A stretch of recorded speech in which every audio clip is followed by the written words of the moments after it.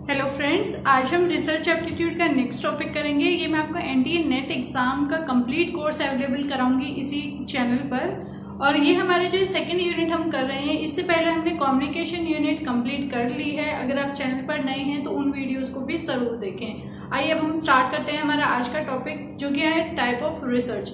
Type of research के अंदर जो है हम पहले 5 जो हमारी रिसर्च है वो कंप्लीट कर चुके हैं। और फर्स्ट जो रिसर्च थी फंडामेंटल रिसर्च, बेसिक रिसर्च या प्योर रिसर्च हम उसे कहते थे, जो कि थ्योरेटिकली बेस है, यानी कि कंप्लीटली हमारी थ्योरीज के ऊपर बेस है। वो कौन सी रिसर्च है? फंडामेंटल रिसर्च है।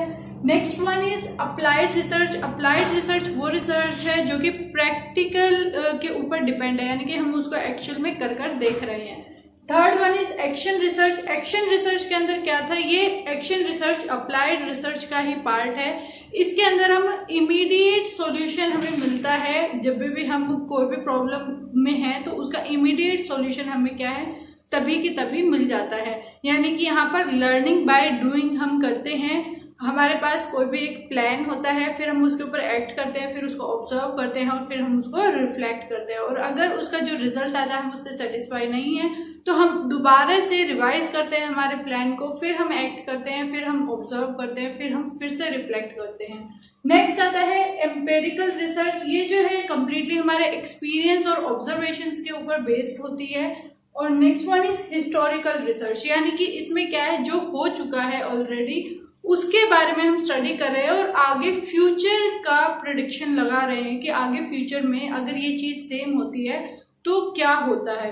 जैसे कि मैंने आपको एग्जांपल दिया था टेम्परेचर का, कि हमने प्रीवियस 5 ईयर का टेम्परेचर देखा है और उसमें ये देखा है कि हर साल जो है 5 डिग्री जो है इंक्रीज हो रहा है।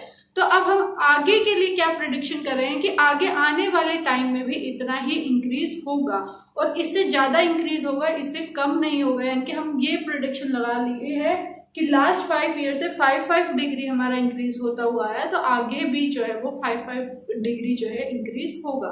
ये हमारी थी हिस्टोरिकल रिसर्च। नेक्स्ट आता है आज के वीडियो के अंदर एक्स पोस्ट फैक्टो रिसर्च। हम किसे कहते हैं? एक्स पोस्ट फैक्टो रिसर्च वो होती है जो कि नॉन एक्सपेरिमेंटल रिसर्च है। पहली चीज एक्सपेरिमेंटल रिसर्च और नॉन एक्सपेरिमेंटल रिसर्च, ये जो टाइप है मैं अलग से इनको कराऊंगी। एक ये स्ट्रक्चर्ड, अनस्ट्रक्चर्ड और एक हाईली स्ट्रक्चर्ड, ये हम जो है अलग से स्टडी करेंगे इनके बारे में।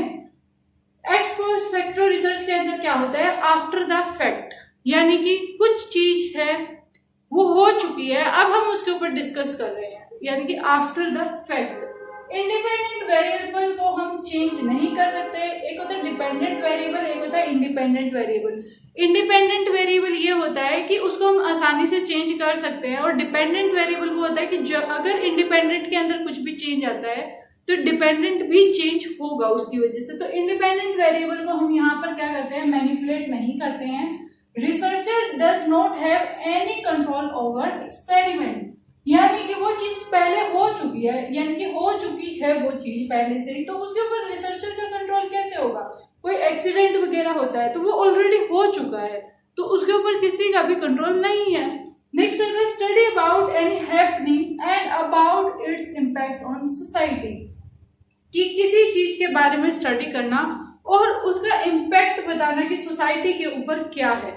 हमें पता है कि जैसे कि अभी यूक्रेन और जो हमारे रशिया है उनके बीच में फाइट हुई, तो उसकी वजह से क्या हुआ, वो उसका इफेक्ट हमें पता था कि ये इम्पैक्ट आना है, लेकिन हमारे हाथ में कुछ कंट्रोल है, रिसर्चर के हाथ में कुछ है नहीं है। यानी कि यहाँ पे जो है रिसर्चर कुछ भी कंट्रोल नहीं कर सकता किसी भी एक्सपेरिमेंट के ऊपर। और जो है हमें ये पता होता है, हम हैपनिंग के बारे में स्टडी कर रहे हैं और उसका इम्पैक्ट क्या होगा, जैसे कि हमारे इन्वायरमेंट में क्या इम्पैक्ट आएगा, साथ के साथ जो है वहाँ की पॉपुलेशन के ऊपर क्या इम्पैक्ट आएगा, या फिर जो साइड वाले जो कंट्रीज हैं उनके ऊपर क्या इम्पैक्ट आएगा, हमें सब कुछ पता होता है, बट हमारा कंट्रोल किसी भी चीज पर नहीं होता। तो उस रिसर्च को हम एक्स पोस्ट फैक्टो रिसर्च के नाम से जानते हैं, यानी कि वो घटना हो चुकी है और उसका इम्पैक्ट हम देख रहे हैं, हमें पता था कि ये चीजों का इम्पैक्ट उसके ऊपर आएगा। नेक्स्ट आता है हमारा एक्सप्लोरेटरी रिसर्च। इसको हम अनस्ट्रक्चर्ड रिसर्च भी कहते हैं। ये अनस्ट्रक्चर्ड रिसर्च भी है, यानी कि हाईली एम्बिगुअस, यानी कि हमें प्रॉब्लम के बारे में नहीं पता। यहाँ पर क्या है, हमें प्रॉब्लम के बारे में नहीं पता। एक्सप्लोरेटरी रिसर्च के अंदर हमें किसी भी क्या हमारी एक्चुअल नीड है रिसर्च करने की, हमें वही नहीं पता होता। Problems has not been clearly defined yet, अभी तक हम ये ही डिसाइड नहीं कर पाए कि हमें रिसर्च करनी किस टॉपिक पे है। तो उस रिसर्च के अंदर मतलब कि हमें प्रॉब्लम ही नहीं पता कि हमारे मेन हम टॉपिक लेना क्या चाह रहे हैं, तो प्रॉब्लम ही हमने डिसाइड नहीं की है। Tends to tackle new problems on which little or no previous research has been done, यानी कि ऐसी प्रॉब्लम हम लेना चाह रहे हैं कि जिसके ऊपर पहले किसी ने रिसर्च ना की हो, या फिर हुई है तो थोड़े बहुत लोगों ने ही उसके ऊपर रिसर्च किया हो। हम ऐसे प्रॉब्लम को इसके अंदर ढूंढ रहे हैं। तो एक्सप्लोरेटरी रिसर्च ये अनस्ट्रक्चर्ड रिसर्च है पहली चीज, और ये हाईली एम्बिगुअस है, यानी कि इसके अंदर हम प्रॉब्लम को नहीं जानते कि हमारी प्रॉब्लम क्या है। प्रॉब्लम अभी हमें डिसाइड करना क्लियरली हमने डिफाइन नहीं किया है, और हम ज्यादा चाहते हैं कि एक ऐसी नई प्रॉब्लम ले जिसके ऊपर पहले रिसर्च हुई है तो बहुत कम लोगों ने की है, या फिर उसके ऊपर रिसर्च ही नहीं हुई। नेक्स्ट हमारा जो टाइप आता है रिसर्च का वो आता है डिस्क्रिप्टिव रिसर्च। डिस्क्रिप्टिव रिसर्च क्या होता है? ये स्ट्रक्चर्ड रिसर्च होती है, ये अनस्ट्रक्चर्ड है, ये स्ट्रक्चर्ड है, और एक नेक्स्ट जो हम करेंगे वो हाईली स्ट्रक्चर्ड होती है। और फिर मैं आपको इन तीनों के मीनिंग अच्छे से डिफाइन करूंगी। तो डिस्क्रिप्टिव रिसर्च क्या होती है? ये स्ट्रक्चर्ड होती है, अवेयर ऑफ द प्रॉब्लम। अब यहाँ पर हमें प्रॉब्लम का पता होता है, no control over the variables, उसके वेरिएबल के ऊपर हमारा कोई कंट्रोल नहीं रहेगा कि हम किस चीज के ऊपर बात कर रहे हैं, तो उसके ऊपर हमारा कंट्रोल नहीं है उसके वेरिएबल पे। टेल अस व्हाट इज और व्हाट वाज, या तो हम उसमें ये बता सकते हैं कि ये क्या है या फिर क्या था। डिफाइन वेरियस एक्सपेक्ट्स, और जो फिनोमेना है उसके अलग अलग एक्सपेक्ट्स को ये जो है डिफाइन करती है, हेल्प करती है डिफाइन करने में। यानी कि डिस्क्रिप्टिव रिसर्च के अंदर क्या आता है? ये एक स्ट्रक्चर्ड रिसर्च है, इसके अंदर हम प्रॉब्लम को जानते हैं पहले से ही। और नेक्स्ट वन आता है कि इसके अंदर हम कंट्रोल नहीं कर सकते किसी भी वेरिएबल के ऊपर। नेक्स्ट वन इज, ये हमें ये बताती है what is and what was.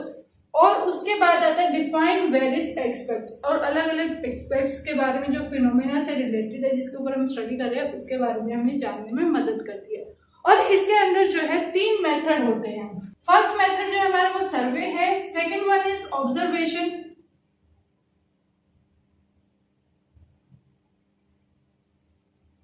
And last one is case study.